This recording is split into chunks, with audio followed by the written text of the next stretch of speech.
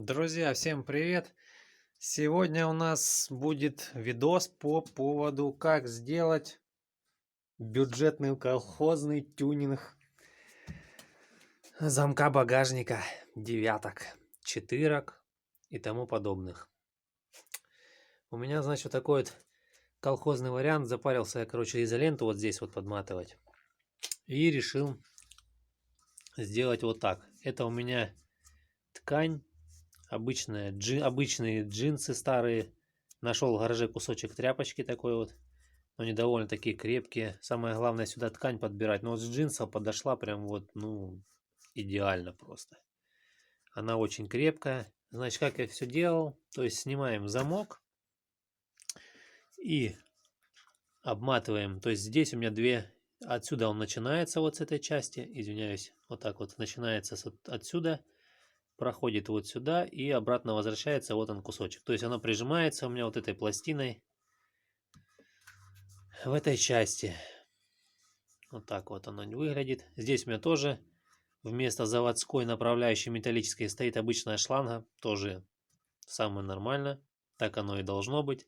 Не гремит, не стучит, ничего не разбивает. Замок становится четко на свое место. Перед тем, как все это будете делать, обязательно обчертите замок чем-нибудь, то есть хотя бы карандашиком там, либо чем-то аккуратненько на пыли там тут черкните.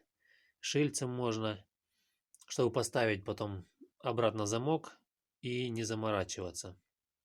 С настройкой со всей белибердой. Да, сейчас я покажу. Все здесь закрывается, все работает. Вот он этот замок у меня здесь, вот он.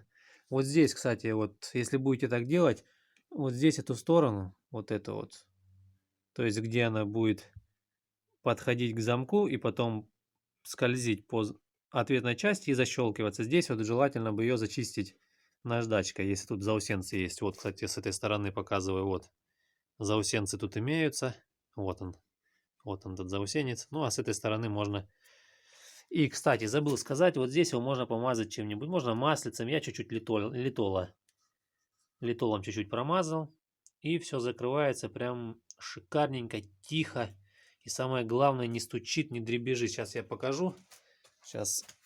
У меня, кстати, на моей машине упоры здесь не держат, то есть замок опускается. Вернее, багажник сам опускается сам по себе. Вот он сейчас не закрытый. Вот он не закрытый. То есть почти он сам по себе закрывается. То есть вот сейчас небольшой толчок. Оп. Все, замок закрыт. Вот, дергаем. Вот так открывается.